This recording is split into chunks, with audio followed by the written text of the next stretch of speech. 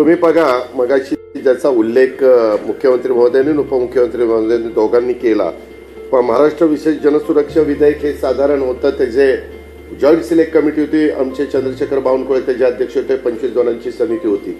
त्याच्यात मुख्यमंत्र्यांनी ते सगळे समोरचे प्रमुख लोक त्याच्यात टाकलेले होते. त्यांनाही आनंद वाटला, चला चला आपल्याला टाकले आता चर्चा विचार. आणि त्यांना कुठं माहिती आहे की नंतर चर्चा करताना आपल्याला चर्चेत भागच घेता येत नाही.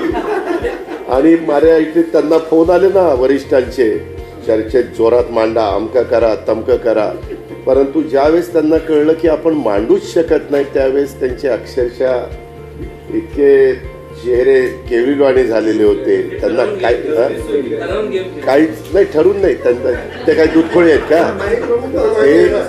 ते इतके वर्ष यांच्या सगळ्यांच्या पेक्षा ते जास्त काळ राजकारणातले समोरचे लोक आहेत, दूधखोळे नव्हते. परंतु त्याच्यामध्ये त्यांच्या लक्षात यायला पाहिजे होतं, ठीक आहे हरकत नाही. आणि नंतर वरनं दाट्य आला, तुम्ही का विरोध केला नाही, आमका का केलं नाही. मग परत दुसऱ्या दिवशी काहीतरी मुद्दे काढून ते असं करायचं तसं करायचं, त्याला काही अर्थ नव्हता. आणि एकंदरीतच तुम्ही सगळ्यांनी पाहिलं, आम्ही पण बघत होतो, प्रत्येक गोष्टीमध्ये उत्तर देण्याची आमची सगळ्यांची मानसिकता होती, तयारी होती. ही गोष्ट निर्विवादपणे या निमित्तानं सत्य होती.